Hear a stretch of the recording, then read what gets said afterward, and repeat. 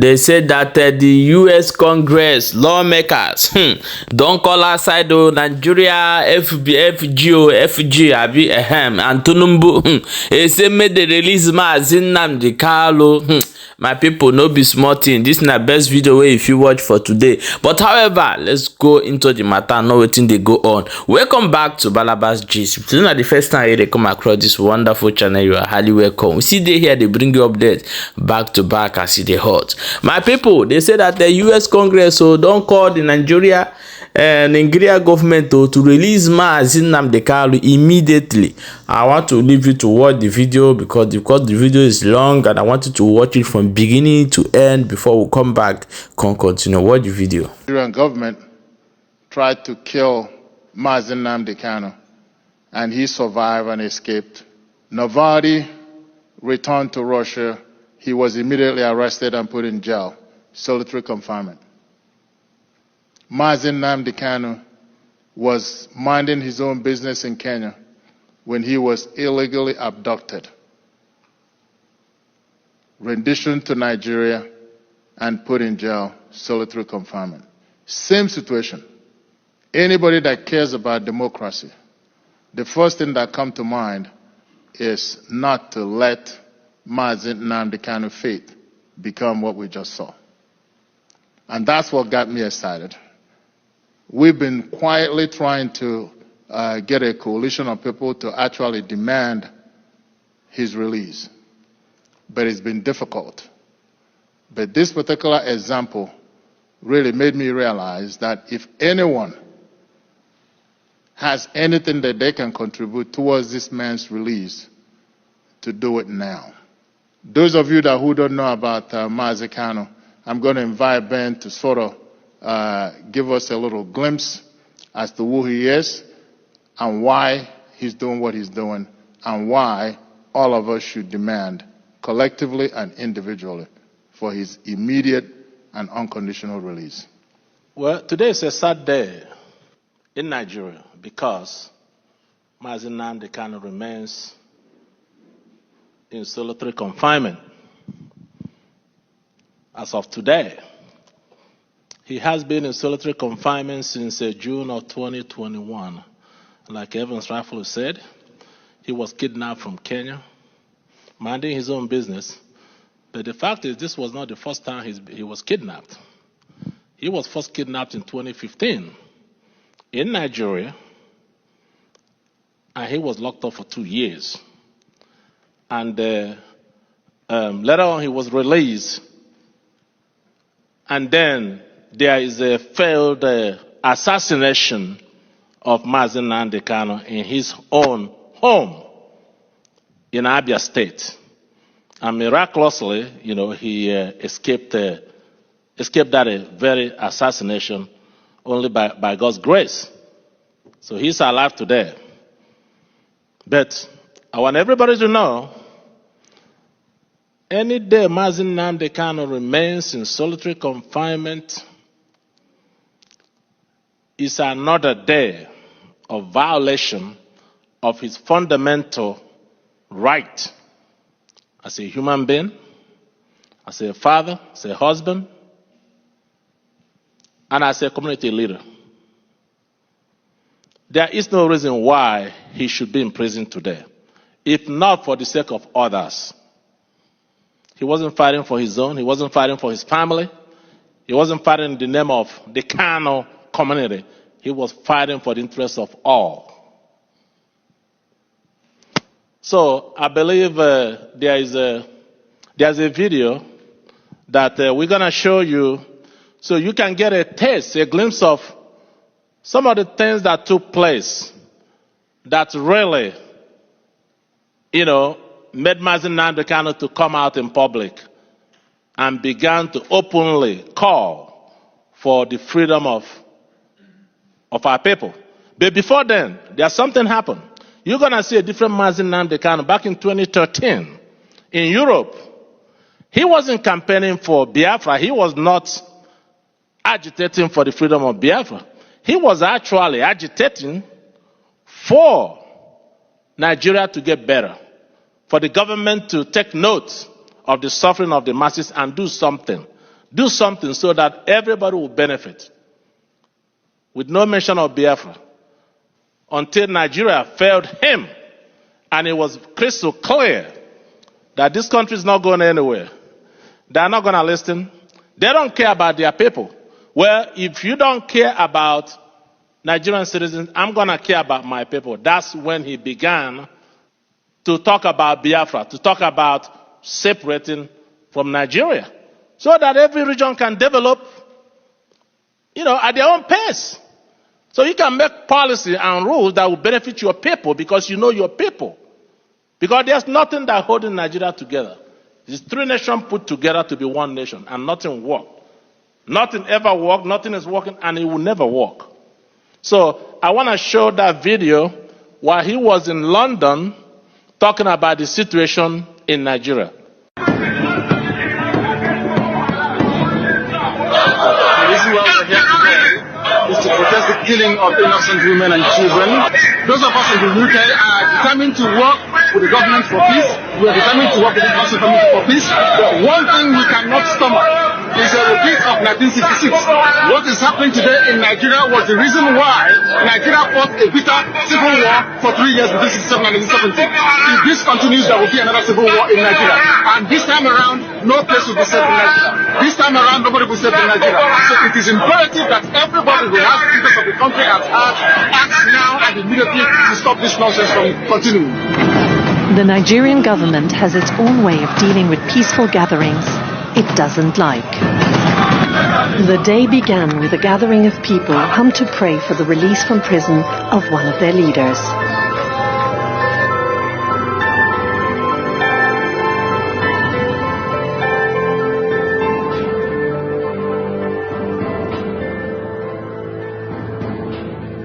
Provide us some evidence that IPOB's a terrorist group. More than 2 years later, still zero. You can't make free speech and freedom of association terrorism. Every single day that he languishes in that solitary confinement is another crime against humanity.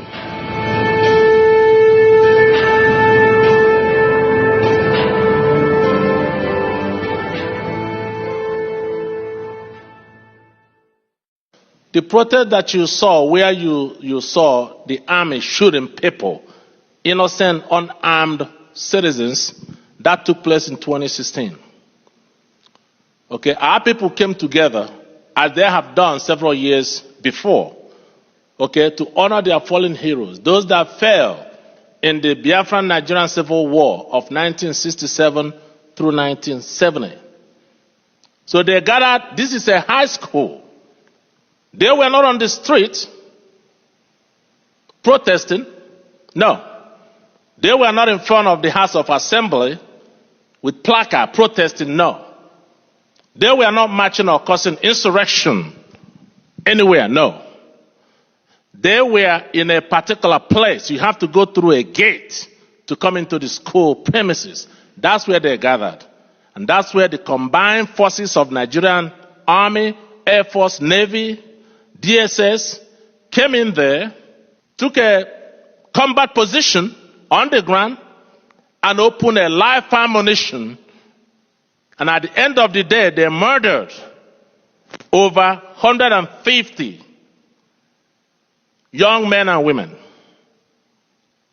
150 young men and women. And this was reported by Amnesty International. It was all over the globe. And to make matters worse,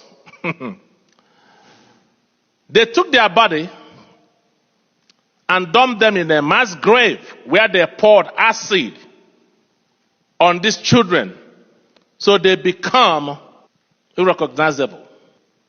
So, how could somebody tell me or convince anybody that this is a viable nation that would work for everyone? These are the atrocities that led to the debut of the person of Mazi Nnamdi Kanu that you hear today.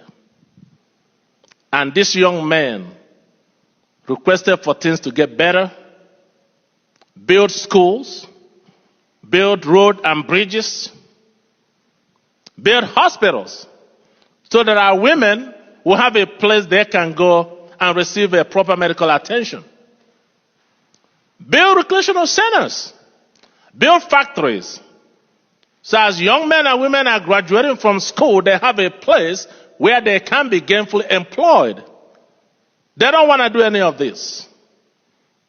But this country will spend money from the oil revenue to import terrorists from all over the world.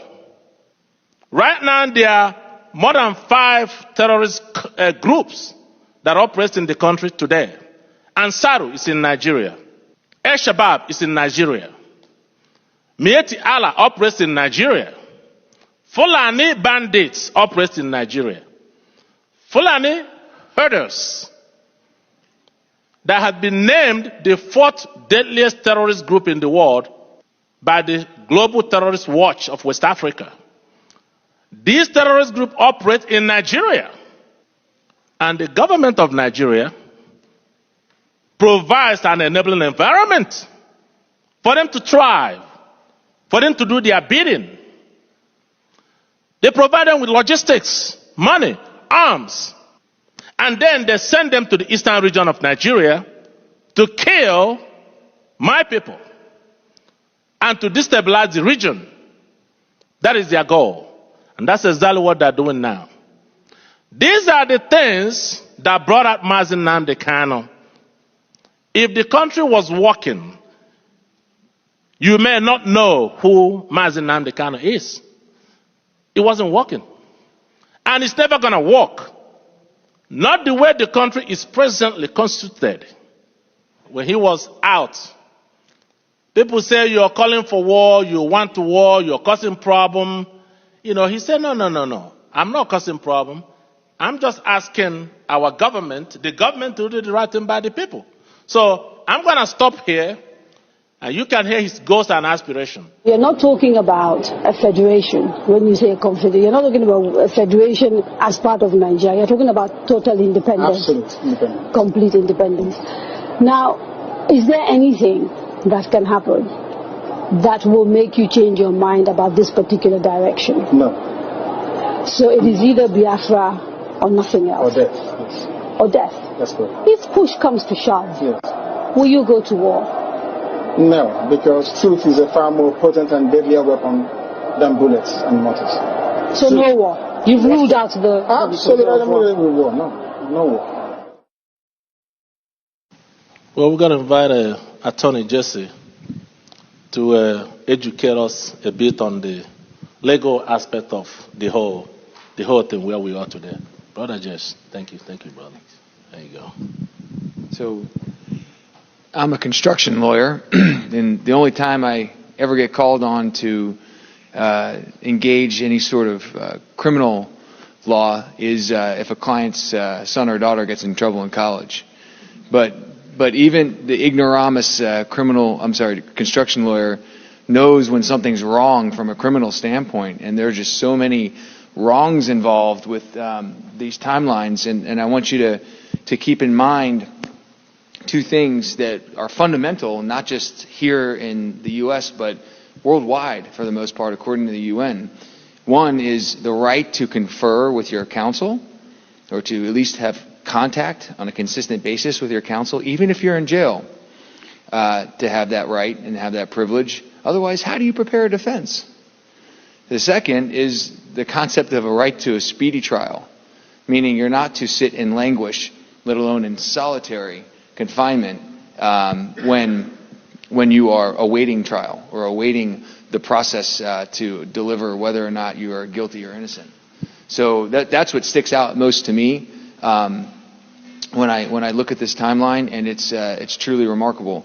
But going back to October 2015, when Mr. Kanu was arrested and detained for over a year, you don't see anything about a trial or a finding of guilty there, right? You just see that he was detained for a year with no outcome.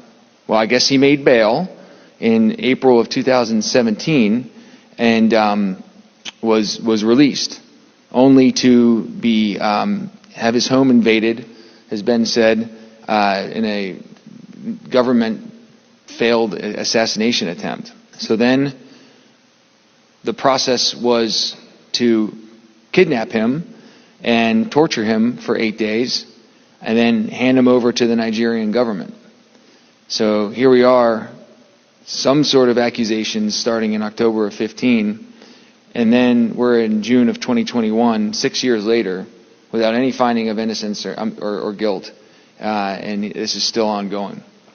January of 2022, he actually gets a trial, and the Nigerian army was found guilty of the failed assassination attempt in violation of his rights.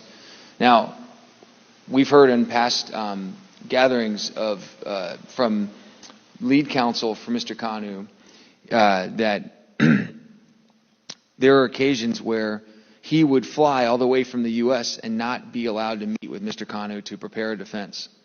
So he would be told to wait and wait and wait and still not receive contact with Mr. Kanu, his client, okay, to prepare a defense to the proceedings and to the charges at hand, which is just absolutely nightmarish and outlandishly unfair and outlandishly a violation of human rights.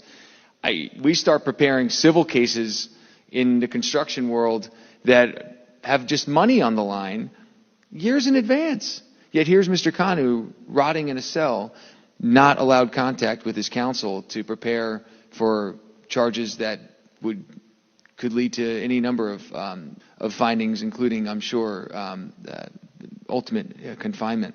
July of 2022, the United Nations issues a unanimous decision calling for the immediate and unconditional release of Mr. Kanu.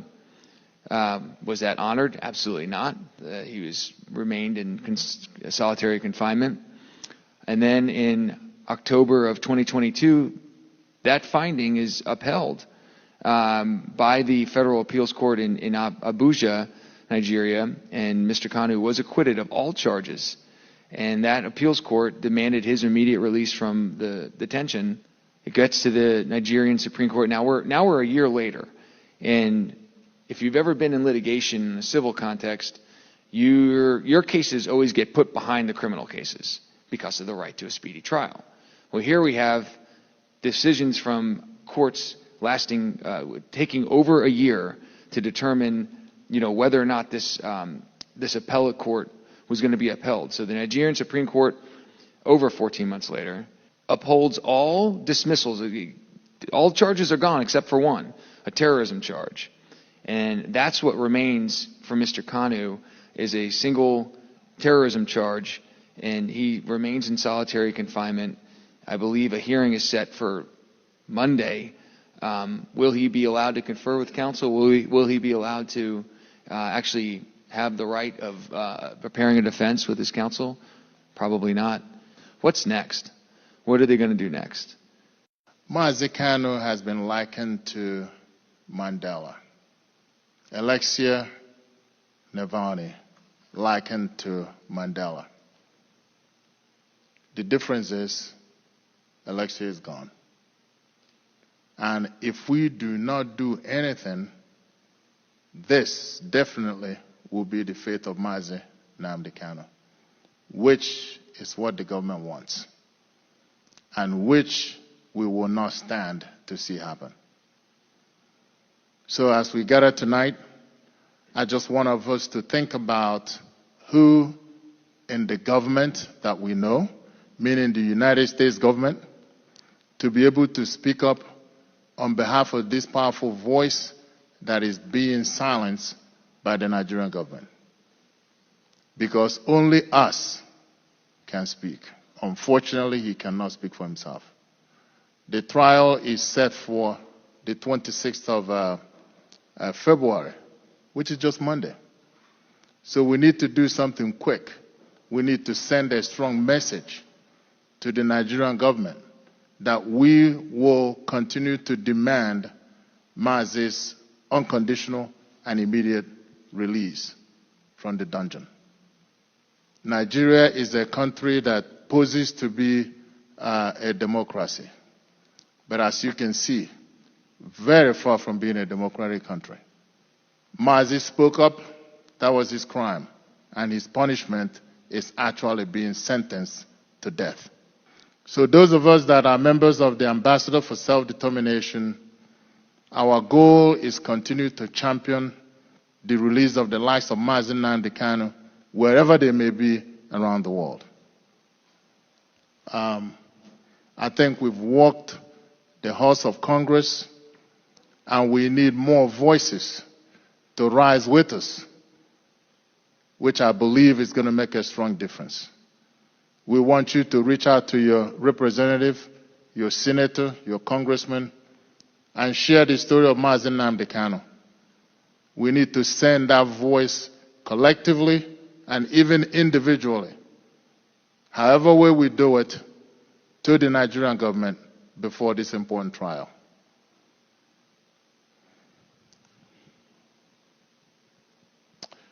I think at this point, Ben, if you don't have anything else, I think we'll just open it up for Q&A. If you have any questions, you can fire away and we can basically try to answer those questions for you. The question is there anyone else like Mazi Nnamdi Kanu that is currently being detained in Nigeria? And the answer is affirmatively, yes. There are many. There are many young men and women that were following him that are in different prisons in Nigeria today, not even being heard. Some of them are sick. Some of them are dying. So there are thousands of people like Mazi Nnamdi Kanu that is languishing in prison. But Mazi Nnamdi Kanu happens to be the face of the collective injustice against our people. I thank Attorney Jesse for just going down and listing the chronology of events. But today I started to think about this thing, breaking down the days from the time United Nations gave the judgment ordering Nigeria to immediately release Mazi Nnamdi Kanu unconditionally, and the perpetrators be tried. That is an whopping 580 days. Not from the time he was kidnapped, from the time the United Nations looked at the case, over 9 months of study, of investigation, and came out with a unanimous decision that this man should be released. A United Nations Working Group on Arbitrary Detention is made up of 5-member nations. It was a unanimous decision in Netherlands. So we are law-abiding people. People are saying, well, they have your leader in a prison, and what are you doing? You're going home to sleep. We're going to follow the law, and we follow the law. So United Nations has spoken on July of 2022. The Nigerian Appeal Court, their own court, spoke October 13 of the same year. As a matter of fact, their judgment went further to say that this man cannot and should not be tried in any court in Nigeria. Why? Because he was kidnapped. You can't go around the whole world kidnapping your dissidents and dragging them back to Nigeria and putting them in prison. The rule of law does not work that way. Even the Nigerian Constitution forbids such acts. But you're dealing with people that have total disregard for their own law because they have the gun and bullet. And they have a way of instituting enforced disappearance of any opposition.